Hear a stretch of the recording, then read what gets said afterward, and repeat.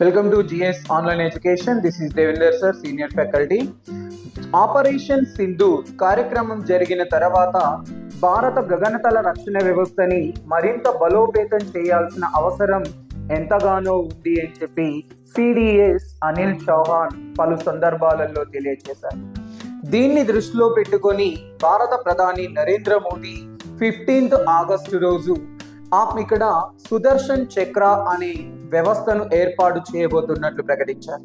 మరి సుదర్శన్ చక్ర అంటే ఏంటి అంటే ఇది భారత గగనతలాన్ని మల్టీ లేయర్ డిఫెన్స్ సిస్టమ్ అన్నమాట.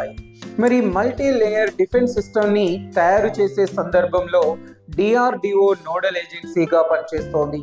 మరి డిఆర్డిఓ పర్యవేక్షణలో భారత రక్షణ శాఖ దీనికి మొదటి ప్రయత్నం చేసింది. నిన్న ఒరిస్సా రాష్ట్రంలోని చాందీపూర్ దీవులలో ఈ ప్రయోగం చేపట్టారు. ఇందులో మొదటి ఆయుధ వ్యవస్థ. మరి మొదటి ఆయుధ వ్యవస్థని ఉపరితలం నుండి గగనతలంలోని లక్ష్యాలను సాధించే దిశగా తయారు చేశారు.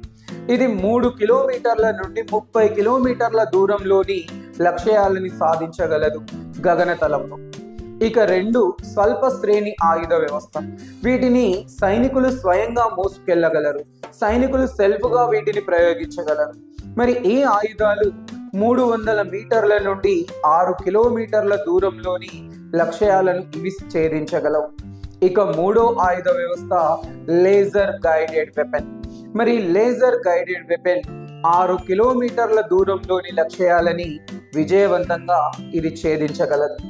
మరి ఈ విధంగా సుదర్శన్ చక్ర అంటే భారత గగనతల రక్షణ వ్యవస్థ మల్టీ లేయర్ డిఫెన్స్ సిస్టమ్. మరి మల్టీ లేయర్ డిఫెన్స్ సిస్టానికి మొదటి అడుగు పడింది అని చెప్పొచ్చు. Thank you. Please subscribe our channel and support me.